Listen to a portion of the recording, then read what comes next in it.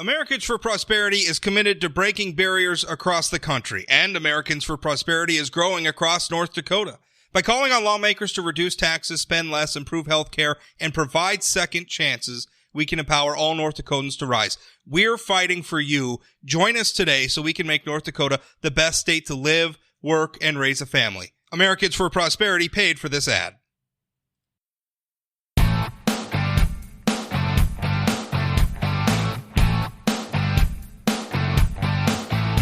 Sure that when my guest, Zachary Raknerud, decided that he was going to run for the United States Congress, he didn't expect the election cycle to go the way it's gone so far, including, I guess, probably the most unusual change on a statewide candidate's path is the fact that the Democratic Party held their convention on Facebook.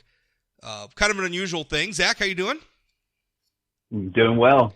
What was that experience like? I mean, finding out that all of a sudden you had to pursue your candidacy, and obviously you're running unopposed. So, I mean, that I imagine makes it easier. I mean, it's harder if you have an opponent that you have to compete with for that nomination. That makes it harder. You didn't. I don't believe. I mean, I guess there's still time for one to get in the race for the Democratic nomination. But or wait, now that I'm thinking about it, don't you have the Libertarian guy? What's his name? Runs every cycle. Mr. Reimers. Yeah, he's pursuing the Democratic nomination on the June ballot, correct? Yes, correct. Yeah, I always have that guy's kind of squirrely. I have trouble keeping up with him. And also, he's a libertarian. I mean, I think he's made it pretty clear that he's just. I don't think that's a good faith candidacy for your party's nomination. If Mr. Reimers wants to run for the U.S. House, that's fine. He's not a Democrat, so that bothers me a little bit when people do that.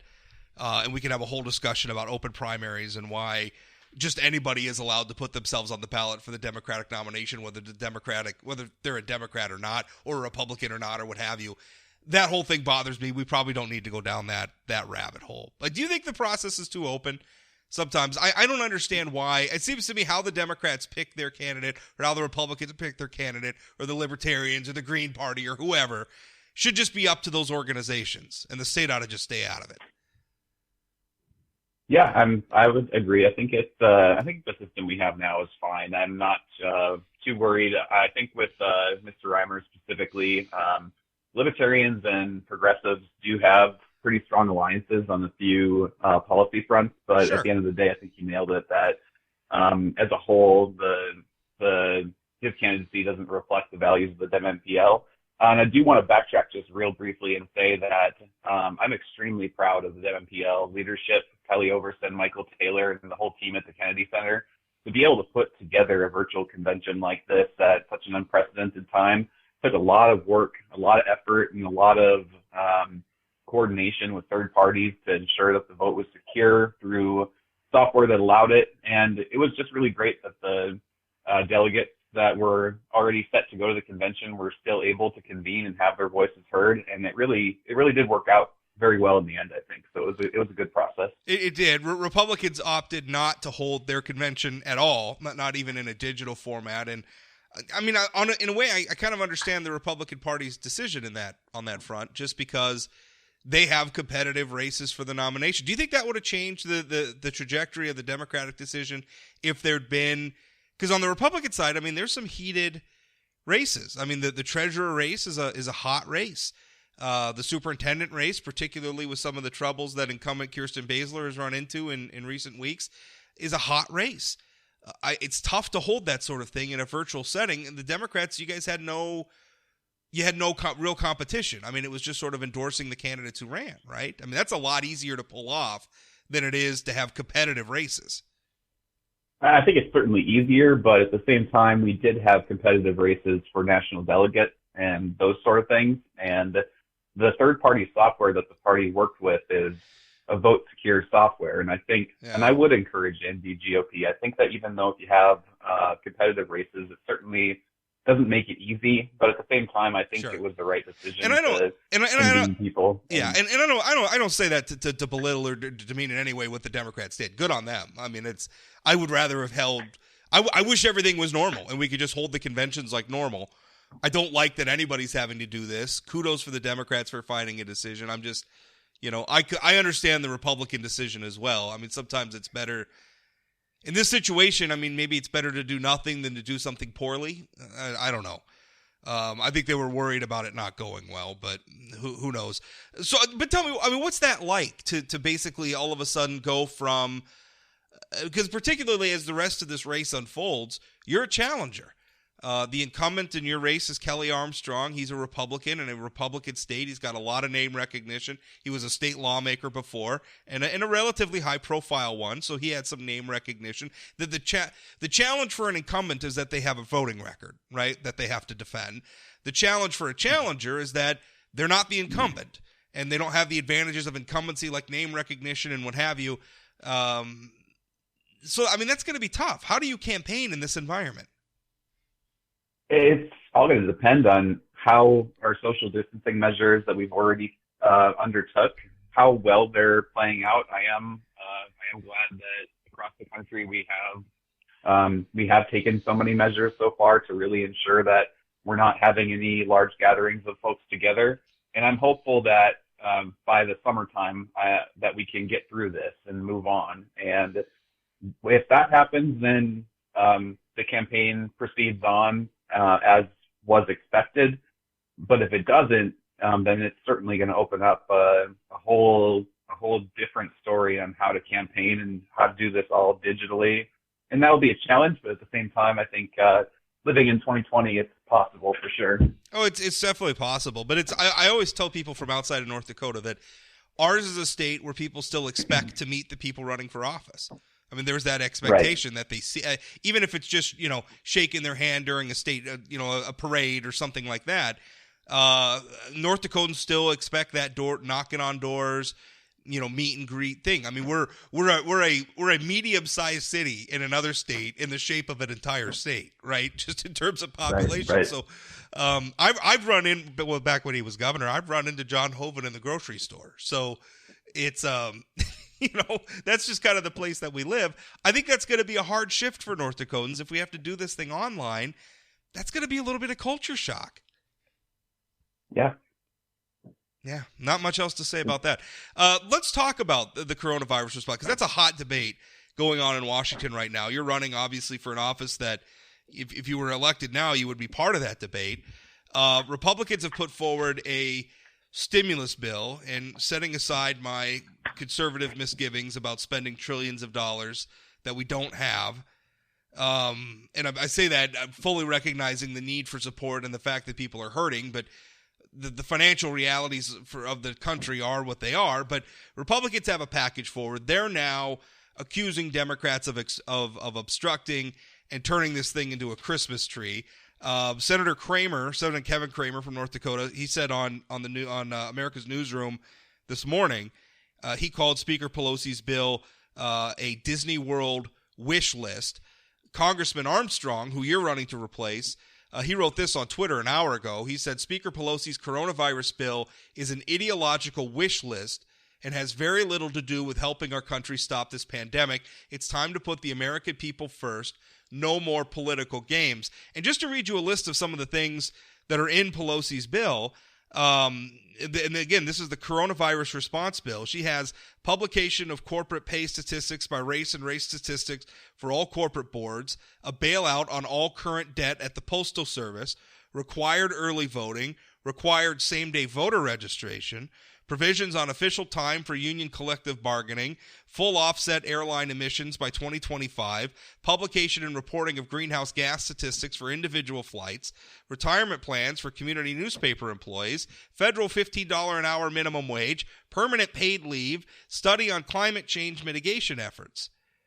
Now, do you agree with that? I mean, did you agree with Speaker Pelosi's bill or what they're doing, putting in a lot of these other things? And I mean, regardless of whether or not, I suspect, Zach, that you support a $15 an hour minimum wage. But should that be part of the coronavirus bill?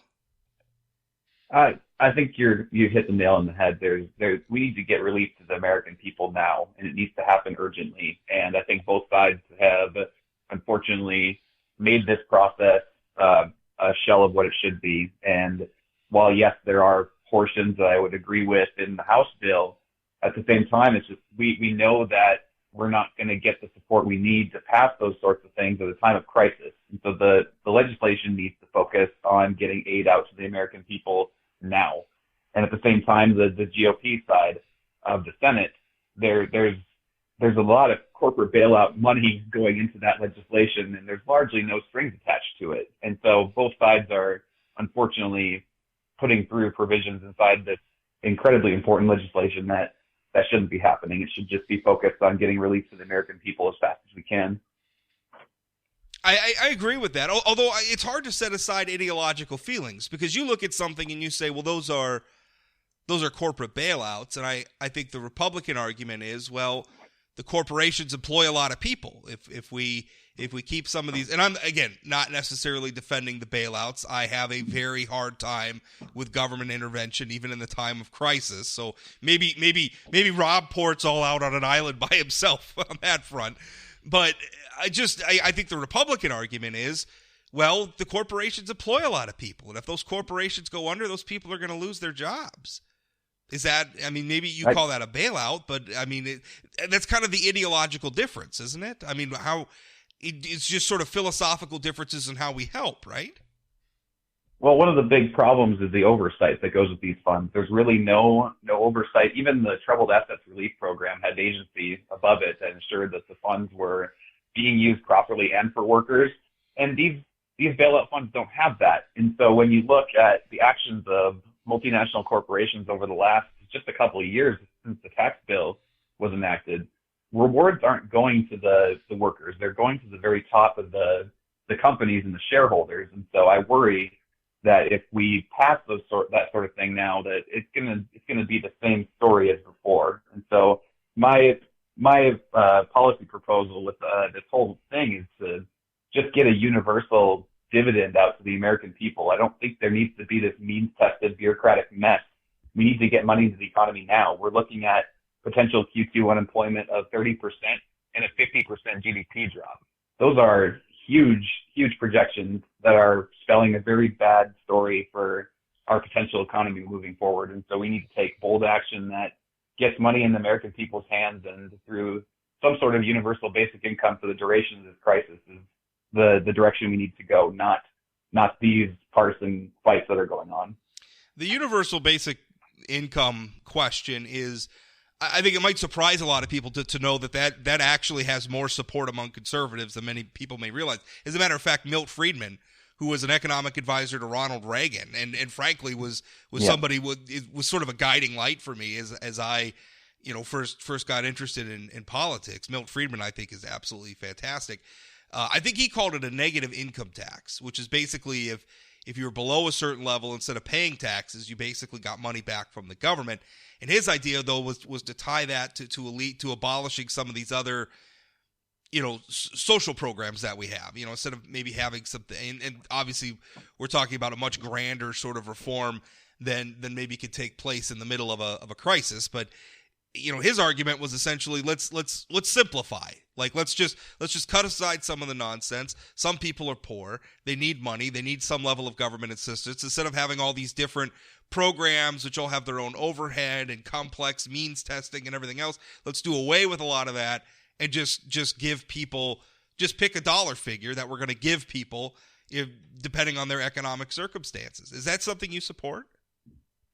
I think that in a time of crisis, especially when you talk about the mess that means testing would be, the language in the current legislation really implies to me that you can either submit your 2018 or 2019 tax refund or your tax statement to declare your eligibility for this program. And to me, that implies that it's going to be a bureaucratic mess. And so that's not what we need in a time of crisis. We need to get resources out today.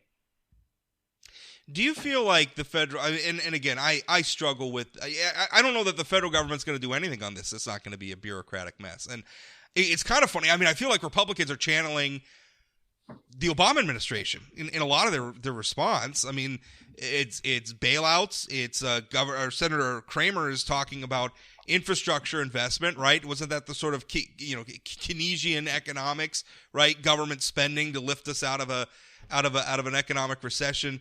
that Republicans were railing against under the Obama administration. It's kind of funny. We're just literally writing checks to people, which, by the way, George W. Bush did, and then President Obama did.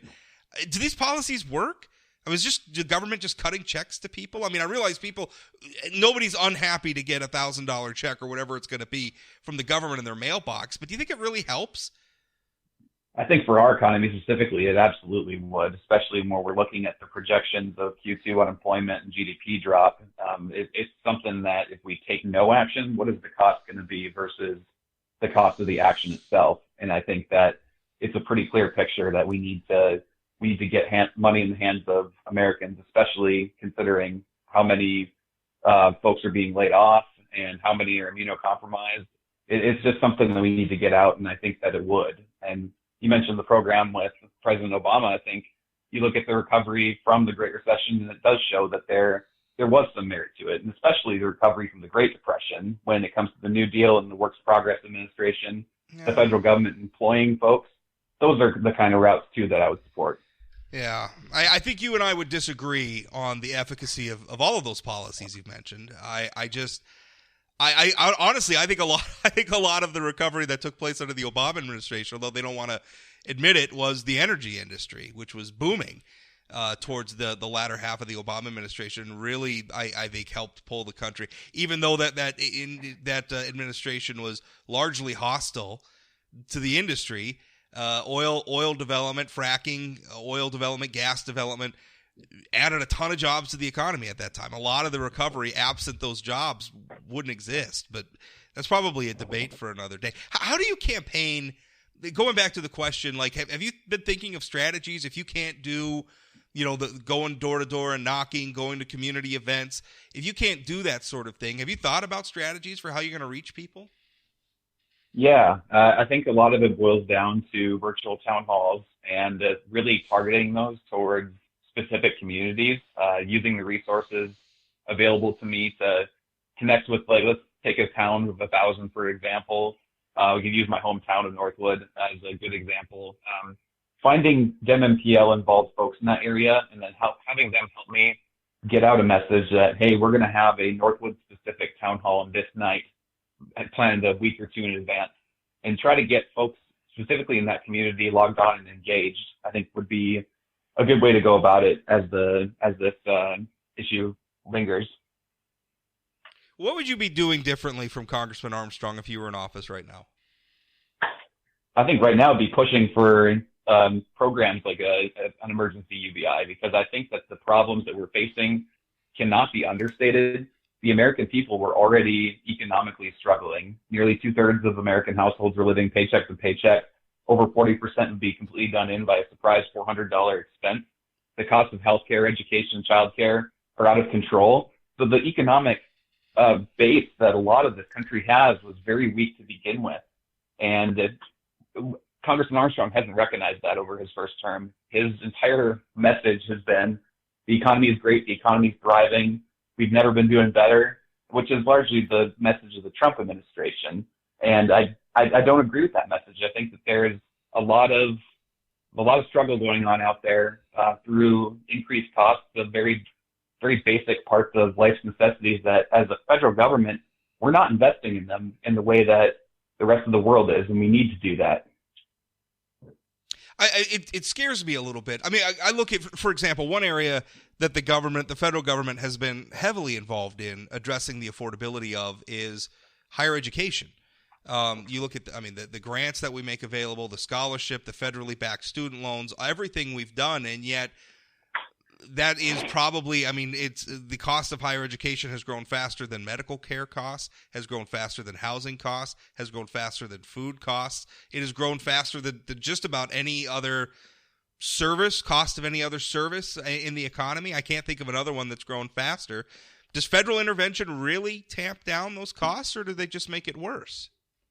Well, it wasn't federal intervention, though, you have to remember. The big reason that higher education costs have gotten so out of control is because, while it had good intentions, the federal government basically said, we're going to go ahead and guarantee that every single American is obligated to receiving student loans. And what that did is it created a broken incentive structure where universities across the country didn't frankly have to worry too much about their costs because they knew no matter what that students would get the loans that they need, and that put the burden on students. Whereas what I'm advocating for is treating public college more like we treat public education as a whole, and subsidizing the tuition and saying the federal government through financial transactions tax will pay for the tuition fees of students and not put the burden on them. So it's a matter of where do you shift the financial burden versus placing on students today. Yeah, well, I mean, that financial, there's no such thing as a free lunch, so the taxpayers are still going to pay for that financial, or more likely, our great-grandchildren are going to pay for it, because let's be honest, the federal government has already spent every tax dollar you and I will ever pay, Zach, in our cohort of Americans. So, I mean, that's where we're at. The national debt's over $23 trillion. We're adding trillions of dollars more to it as we speak. That's kind of where we're at right now. But it's funny because remember there you sounded a little bit like a conservative, where you're saying the government distorted the marketplace and the universities, frankly, behaved rationally towards it. I mean, if the government's going to turn getting a student loan into essentially an entitlement, that changes the price point, right? And people are going to behave differently when that price point moves. And it's a weird thing. I don't know. A lot of times I think government intervention, frankly, does worse. I think what you're talking about, where the government's going to pay, that's just going to encourage the universities to expand the portion that students aren't paying above and beyond what the government's paying. They're just going to expand that because the students are still going to price their product up to the point that students are willing to pay. And with guaranteed student loans, students could pay for a lot because they got all the debt on the back end. Your example, I think the universities are just going to continue, unless are you going to price control what private and state universities could charge for tuition? Is that going to be a federal policy now? I think you have to look at ratios of administrative to true academic investment, because a lot of the issues have come to born with the incentive structure we laid out today. And certainly I do see your point that having the tuition paid for elsewhere would enable the same environment. So I think that, yes, you do have to look, like when I say treating public college the same way as public education in general, it comes with the same kind of mindset that we have to see this as an investment in Americans. And with that comes cost control for sure. We have to ensure that the focus is on education and not on administrators getting big paychecks. I mean, right now, those sort of decisions, whether, like how many administrators to hire or what tuition level should be, those decisions right now for North Dakota's university system are made in North Dakota, by the State Board of Higher Education or sometimes the legislature.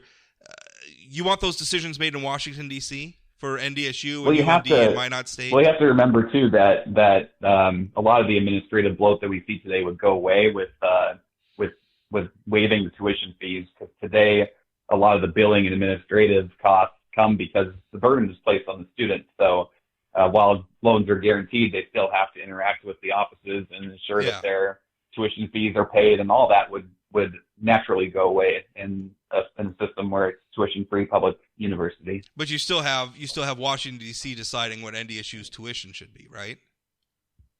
I think you can still leave that to the states, because they're going to have to have that power for sure. It's you have to figure out how to work it, but right now it's a matter of what system do you want? One where young people and working people are leaving with tens of thousands of dollars in debt, or one where we actually treat education like the investment it should be. And I think there's a lot of complexity there for sure that we have to sit down and hammer all that out, but it's possible. It's something that we're the only nation on earth that's charging people this absurd amount of money just for trying to better themselves and to have a place in the middle class.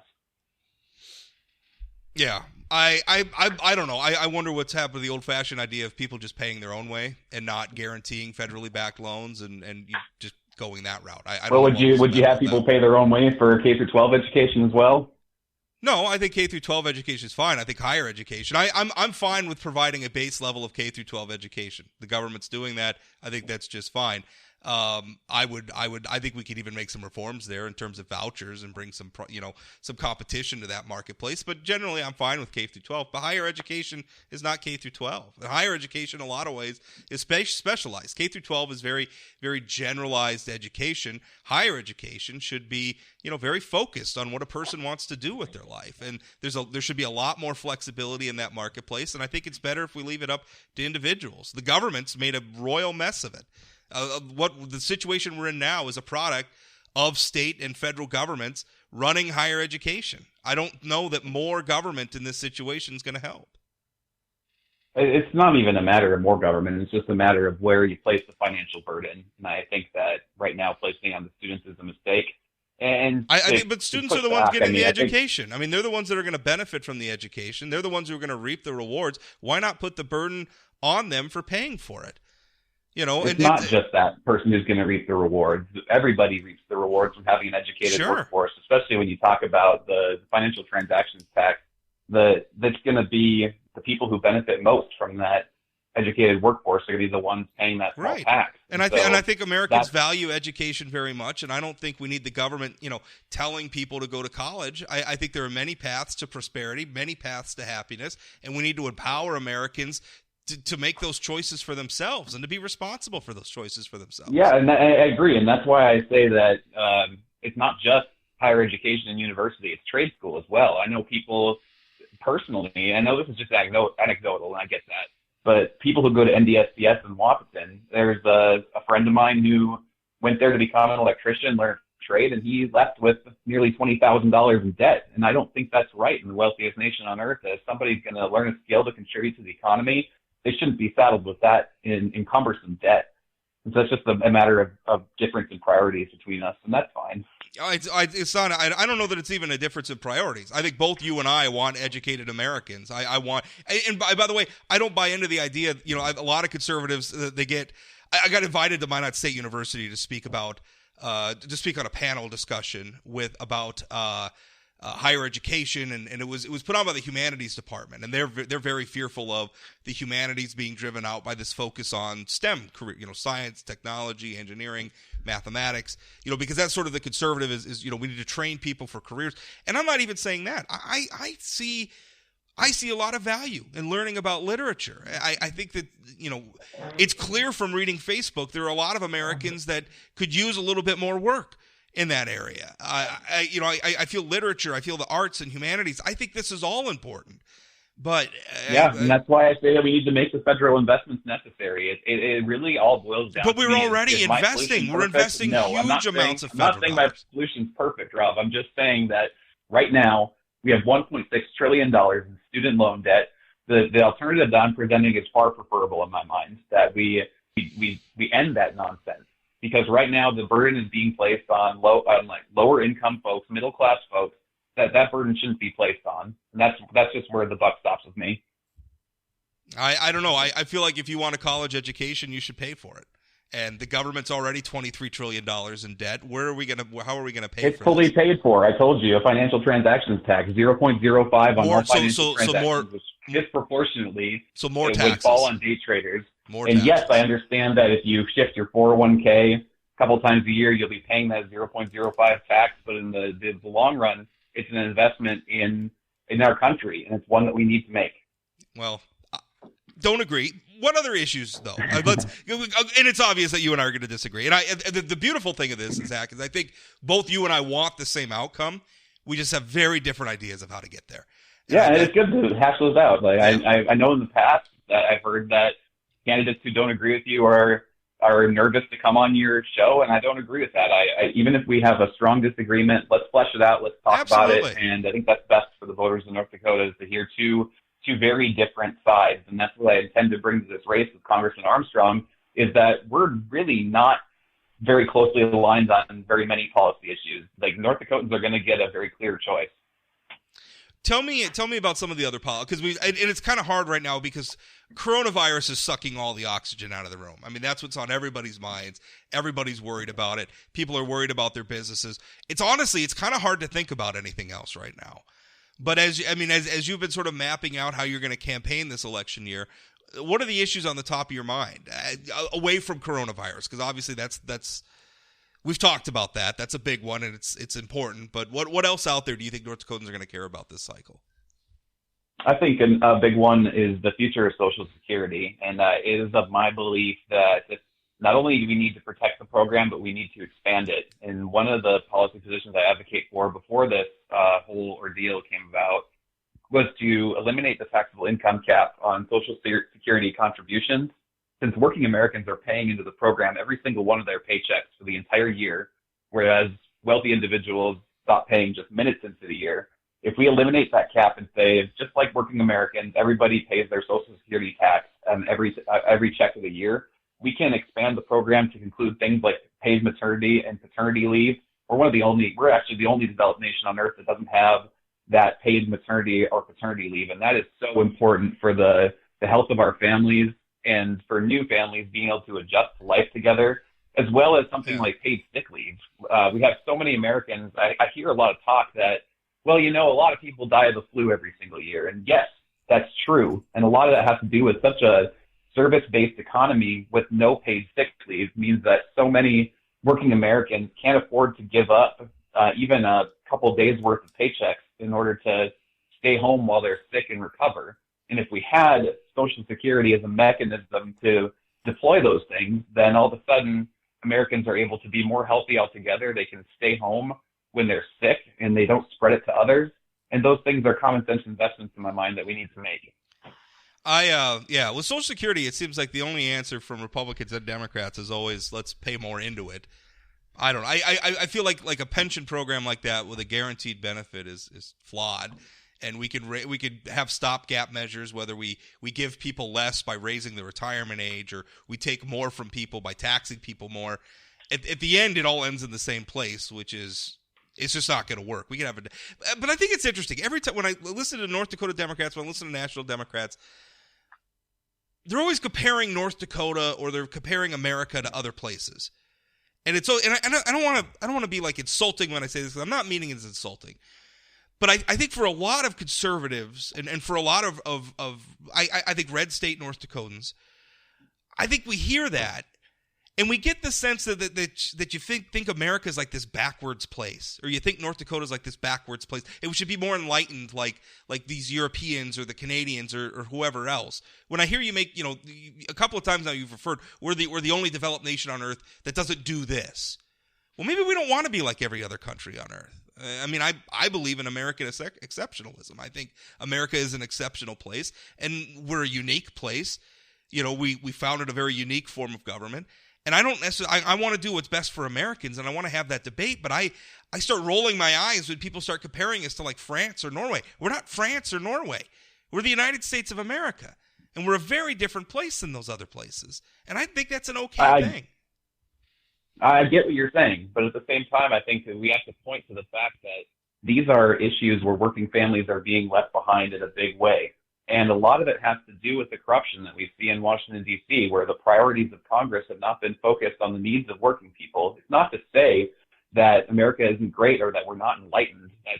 That's not the point that we're trying to make at all. It is more so the fact that the working families just have some very basic ways that we're not being invested in, and we need to make those investments. Yeah, and I worry that we're gonna lock working programs into working families into one size fits all government programs. We're gonna lose competition, like your idea for essentially nationalizing the university systems. I feel like it's just gonna be one size fits all. We're gonna lose a lot of what makes America great, which is this this drive and the competition and the constant push to be better. I think a lot of the policies you promote drag people down to a sort of lowest common denominator. And I don't want that. I understand. I don't get where you get that, because right now, with universities as an example, we are already pushing people down with $1.6 trillion of student loan debt. That is having an incredible effect on the economy and people's outlook. It is. Towards life. Maternity and paternity leave, paid sick leave. Those things don't drag anybody down. They lift people up. So but when you put the burden for paying those sorts of things on the economy, then our ability to start new businesses or to innovate, I mean, what we're going to be locked into is just that's the sort of thing that props up the big corporations that you started that you say you don't like, Zach. You know, Absolutely not. The Walmarts No, and the that's Amazons not the case at all. They're the ones who can afford to comply with all these new taxes and red tapes that you're proposing. The mom and pop stores There's not can't. any new taxes and red tape with paid sick leave. That is in paid maternity and paternity leave. It props up small businesses because they don't have the resources to attract employees with those sorts of benefits. And so if we have the baseline say that we need to provide those very basic things for the American people in a universal program such as Social Security, and we're talking about eliminating the income cap on contributions. That's not adding red tape. That's just saying that, like working Americans, all those who have benefited the most continue to pay into the program as well as at the same time, because working Americans today are paying that tax, whereas wealthy folks stop paying just minutes into the year, and I don't think that's right. Is there anything you think that Americans should be responsible for providing for themselves? Yes. You talk about just your general economic outlook. You have to have a good job. You have to provide for your family. Those sorts of things are obvious. And just because you're providing very niche things like maternity and paternity leave and paid sick leave, that doesn't take away the innovation piece that you're speaking about. Of course, that's important. Well, Zach, we disagree a lot, but you're right. You're absolutely right. You are offering a very distinct point of view on these issues than we normally get from North Dakota politicians, and I think that's a great thing. I appreciate you making the time to come on. Even though you and I disagree, we still all want to get to the same place. I want people to raise their families and be happy and be prosperous. You want that same thing. But boy, do we have a different point of view on how to get there. But again, I appreciate your time. I know we'll be talking again as the election season unfolds. It sounds great, Rob. Thank you. Thank you.